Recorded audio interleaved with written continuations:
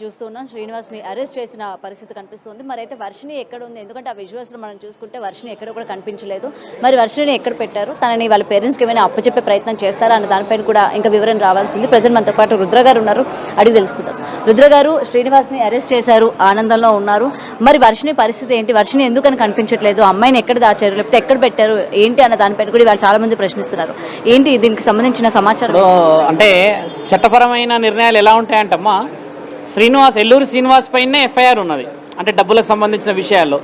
వర్షిని ఈ బిడ్డ పైన కేసు లేదు కాబట్టి పోలీస్ అధికారులు అంత ఎక్స్పోజ్ చేయాల్సిన అవసరం లేదనేది ఒక నిర్ణయం. ఇప్పుడు ఆజాద్ గారితో మేము మాట్లాడాము, ఆ విషయాలు నేను అడిగాను. ఇప్పుడు ముఖ్యంగా వర్షిని ఏంటంటే గతంలో ఆవిడని నమ్మి అదే ఉజ్జయిన్ నుంచి తీసుకొని వస్తే అమ్మ 3 రోజులకి మళ్ళీ పారిపోయింది. ఇప్పుడు ముఖ్యంగా ఏంటంటే అలాంటి సిచ్యువేషన్ మళ్ళీ ఈ తల్లిదండ్రులకు రానియకుండా పోలీస్ అధికారుల సమక్షం నుంచే ఇప్పుడు శిశు రక్షణలు కొన్ని ఉంటాయి కార్యక్రమాలు ప్రభుత్వంలో చేస్తూ ఉంటారు. అంటే లైక్ కౌన్సిలింగే కానీ వాళ్ళు ఉన్న మెంటల్ ప్రెషర్ నుంచి ఆ స్ట్రెస్నెస్ తగ్గించడం, అంటే రిఫ్రెష్మెంట్. చాలామంది సైకియాట్రిస్టులు ఉన్నారు కూడా, ఇలాంటి వారి అందరి సలహాలు తీసుకొని వాళ్ళకి ఆ అమ్మాయికి ముఖ్యంగా ఏదైతే వశీకరణ కానీ మరుగుమందుకు సంబంధించిందే కానీ ఈ మానసిక ఒత్తిడి, శ్రీనివాస్ చేసిన ఈ 4-5 రోజుల్లో డ్రగ్స్ కూడా ఇచ్చాడు, మద్యం కూడా తాగింది అని చెప్పేసి తల్లిదండ్రులే గత వారం ఇక్కడే చెప్పారు వాళ్ళు. ఇలాంటి నిర్ణయాలన్నీ ఈ సమయంలో వర్షిని అలా ఆ పేరెంట్స్ దగ్గర పెట్టకూడదమ్మా. ఎందుకంటే గతంలో వర్షిని నమ్ముకొని వీళ్ళ పేరెంట్స్ వస్తే వీళ్ళ కళ్ళల్లో మట్టి కొట్టి పారిపోయి ఎంత దాష్టికాన్ని చేసింది. కాబట్టి వీళ్ళ ఓపిక లేదు. ఇప్పుడు వాళ్ళు వారం 10 రోజుల నుంచి నిద్రాహారాలు మానేసి ఉన్నారు, మానసిక ఒత్తిడిలో ఉన్నారు. కాబట్టి ప్రభుత్వ అధికారులే దీంట్లో చొరవ చూపించమ్మా.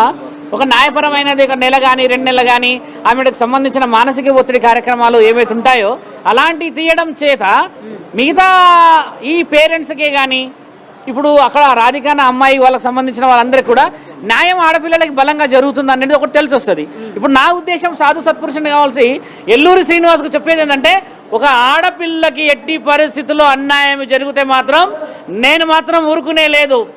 సాధు సంతునైనా సరే నేను నా ధర్మానికి ఎప్పుడు కూడా అపవాద రానివ్వను. సనాతన ధర్మం పేరిట ఎవడైనా వచ్చినా కూడా ఎట్టి పరిస్థితుల్లో ఉపేక్షించబోను. ఆడపిల్లలకి న్యాయం చేస్తా అని వారం క్రితం మాటిచ్చాము. ఖచ్చితంగా ఈరోజు వర్షిని ఇంటికి చేరే అవకాశం, ఈరోజు శ్రీనివాస్ అరెస్ట్ అవ్వడము, అక్కడ రాధిక అనే అమ్మాయి బయటికి రావడము, ఆజాద్ గారు న్యాయపరమైన నిర్ణయాలు ఎప్పచెప్పడము, ఇవన్నీ గౌరవంగా కనబడుతున్నాయి. కాబట్టి న్యాయం ఇంకా బతుకుంది. ప్రతి ఒక్కరికి కృతజ్ఞతలు ఎందుకు చెప్తున్నానంటే అమ్మా, మీరందరూ చేసిన ఈ ప్రయత్నంలో ఈ వారంలో ఇక్కడ దాకా పరిస్థితి ఏర్పడింది. ముఖ్యంగా వర్షిని మానసిక పరిస్థితి బాగలేదు అనేది నాకు వచ్చిన ఇన్ఫర్మేషన్ కూడా. కాబట్టి ఆ మానసిక పరిస్థితి అంటే తన కాన్షియస్ లో ఉందా లేకపోతే షీఈ్ ఇన్ ఎ కాన్షియస్ అన్నో we can talk, she in a conscious, మాట్లాడే పరిస్థితుల్లో ఉంది. కాకపోతే ఏదైతే డ్రగ్స్ కానీ శ్రీనివాస్తో ఉన్న ఈ మొగుడు అని, భార్యాభర్తలని, తర్వాత ఏదో సంబంధం అని వాళ్ళు ప్రయాణం చేశారు ఈ వారం 10 రోజుల్లో. కాబట్టి ఆ అమ్మాయి మానసిక ఒత్తిడి అంత స్పష్టంగా ఉండకపోవచ్చును. ఎందుకంటే శ్రీనివాస్ని అరెస్ట్ చేశారు అన్న విషయం అమ్మాయి తట్టుకోకపోవచ్చును. తర్వాత తల్లిదండ్రులు కని పోషిస్తేనే వీళ్ళని నరకంలో పెట్టిందని చెప్పి వెళ్ళింది. కాబట్టి ఇలాంటి అన్ని మల్టిపుల్ డిస్కషన్స్ ఉండడం చేత ఆ అమ్మాయిని ఎక్స్పోజ్ చేయాల్సిన అవసరం లేదు. ఎందుకంటే తప్పు చేసింది శ్రీనివాసు, మోసం చేసింది శ్రీనివాసు.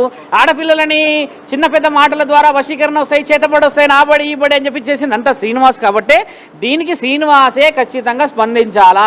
ఆ అమ్మాయికి సంబంధించిన తల్లిదండ్రులు ఈ రోజు రాత్రి ఎప్పుడో రాత్రి 11 గంటలకు నాతో మాట్లాడారు. బయలుదేరుతున్నాం స్వామి అంటే, బయలుదేరంటే వాళ్ళ బిడ్డని వాళ్ళు దగ్గరికి చేర్చుకోవాలన్న ఆశ వాళ్ళకి ఎంతో ఉన్నది. కాబట్టి వాళ్ళ బిడ్డని నేను చెప్పేది ఏంటంటే, ఆ అమ్మాయి గతంలో ఒకసారి అవకాశాన్ని దుర్వినియోగం చేసింది. కాబట్టి కొద్దిగా ఆగుదాం, ఒక 10-15 రోజులు ఆగండి అమ్మా, హడావిడిగా చేయకూడదు, అప్పుడే అప్పచెప్పడం అనేది చేయకూడదు అని నా ఆలోచన, ఒక సాధువులాగా. ఎందుకంటే చాలా మంది సైకియాట్రిస్టులు కూడా గత వారంలో ఎన్నో మీడియా ఛానల్లో మాట్లాడారు. అంటే ఇలాంటి పరిస్థితులలో ఒత్తిడి ఎలా ఉంటుంది అంటే వాళ్ళు ఏం చేస్తారు, నెక్స్ట్ స్టెప్ క్షణికావేశంలో ఈ తల్లిదండ్రులను ఏమైనా చేసేస్తే, ఇప్పుడు ఆమె ముందే తను ఏమైనా చేసుకుంటే, ఇలాంటి విషయాలు రావడం వల్ల ఏమైతే శ్రీనివాస్ని సెక్యూర్ చేయడానికి ఏమైనా చేయవచ్చు. ఈమెకి ఏమన్నా ఇబ్బంది పెడితే, హాస్పిటలైజేషన్ అయితే, ఇంకేమైనా మెంటల్ ప్రెషర్ తీసుకొస్తే శ్రీనివాసు ఆయన నిర్దోషిలాగా బయటకు వచ్చాడమా, ఆయనని వదిలేయడమా, ఇలాంటి అన్ని ఇలా ఆల్రెడీ అన్ని మాట్లాడుకుంటొచ్చు. ఈరోజు శ్రీనివాస్ దగ్గర కోట్లు ఉన్నాయని మనం అన్నాం కదా. ఈరోజు చూడండి, ప్రభుత్వ అధికారం నుంచి ఒక అడ్వకేట్ని పెట్టారు అని అంటే ఆయన ఎంత తెలివిగా పోతున్నాడు అనేది ఇప్పటికైనా గమనించాలి. కాబట్టి ఎన్నో జై భీమ్ లాంటి మహానీయుడిని కానీ ఇంకెవరెవరినో ఆడపిల్లల్ని కానీ ఎంతో అపవాద చేసి అవమానపరిచినందుకు న్యాయం ఖచ్చితంగా బతుకుందని ఈరోజు రుజువైనందుకు నాకు గౌరవమే. ఎందుకంటే ఈ పోరాటం నా హక్కు ఉందని నేను అనుకోను. మీరందరూ సోషలైజేషన్లో రాకపోతే బిగ్ టీవీలో కానీ ఆర్టీవీ కానీ మిగతా ఛానల్లో మీరందరూ ఇంత టెలికాస్ట్ చేయకపోతే శ్రీనివాస్ ఎక్కడున్నాడు అనేది మనకు కూడా ఎలా తెలిసేదమ్మా. కాబట్టి ఆ ఆడపిల్లని ఖచ్చితంగా వర్షిని వాళ్ళ ఇంటికి అప్పచెప్పాల్సిన సమయం ఇది కాదు. ఇంకొక వారమో 10 రోజుల తర్వాత అప్పచెప్పుదాము. అక్కడ పోలీస్ అంటే మోకిల పోలీస్ స్టేషన్ లోని ఉన్న పోలీసులతో ఏమైనా మాట్లాడే ప్రయత్నం మోకిల చేశారా? పోలీస్ స్టేషన్ వారితో నేను ఇంకా మాట్లాడలేదు. భాను గారు అడ్వకేట్ గారు ఇద్దరు మాట్లాడుతున్నారు.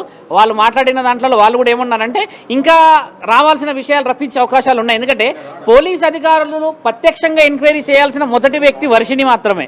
ఎందుకంటే గత వారం నుంచి ఆయనతో ఉండడం చేత వర్షిణిని వాళ్ళు ఇంకొన్ని గోప్యమైన ప్రశ్నలు చెప్పడం చాలా ముఖ్యమైన అమ్మ. శ్రీనివాస్ ఎలాగో ఏమైనా చెప్పాడు. పూజలు ఏమైనా చేపించాడా పూజలే లేకపోతే కానీ ఏమైనా చేశాడా? ఇప్పుడు ఈ అమ్మ నాన్నలు ఏమంటారంటే అమావాస్యకి బలి ఇవ్వబోతున్నాడు అని ఒకటి, ఇంకా కొంతమంది మహానుభావులను ఏం తెలియదు అసలు సనాతన ధర్మం గురించి మాట్లాడి బలి ఇవ్వబోతున్నాడు, రక్తము చుక్కలు చూడబోతున్నారని ఇవన్నీ అపోహలు చెప్పేశారు కదా. ఇవన్నిటినీ ఆ అమ్మాయి ద్వారా మనము మీడియా ముఖంగా నిర్ధారణ చేస్తే అమ్మ అసలు శ్రీనివాస్ ఇలాంటి వాళ్ళు ఎవరు వచ్చినా కూడా ఆడపిల్లలకు తెలివి రావాలి. ఈ పేరెంట్స్ చూడండి, వీడికి అడావిడికి వచ్చేసి మా బిడ్డ ఎక్కడ ఉందని ఆమె ఏడుస్తుంది, వాళ్ళ తండ్రి ఏడుస్తున్నాడు. ఒక విధంగా ఏంటంటే చాలా రోజుల తర్వాత వీళ్ళ ముఖంలో ఒక ఏమంటారంటే స్వేచ్ఛ, ఒక నవ్వు కనబడిందమ్మా.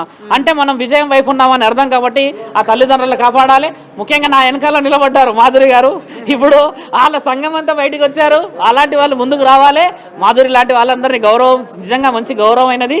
కాశీలో కూర్చున్నారు బాలకృష్ణ గారు, నా పరోక్ష మిత్రుడు. ప్రత్యక్షంగా నేను ఇక్కడ పోరాడుతున్నా, ప్రతి విషయాన్ని పరోక్షంగా మాట్లాడతాడు. బాలకృష్ణ గారికి ప్రత్యేకమైన కృతజ్ఞతలు మిత్రమా. రాజేష్ నాథ్ గారికి కూడా కృతజ్ఞతలు చెప్తూ, మీడియా సోదరులందరికీ కృతజ్ఞతలు చెప్తూ, ప్రత్యేకంగా మైక్ పట్టుకున్న ఈ అమ్మగారికి కూడా ప్రత్యేకమైన కృతజ్ఞతలు చెప్తూ, ధర్మం గెలవాలి, సనాతన ధర్మం పేరిట ఎవడొచ్చినా కూడా ఒక సాధువునైనా నేను ఉపేక్షించబోదని చెప్పేసి నా తండ్రి పరమశివుడి మీద ఆన వేసి చెప్తున్నా.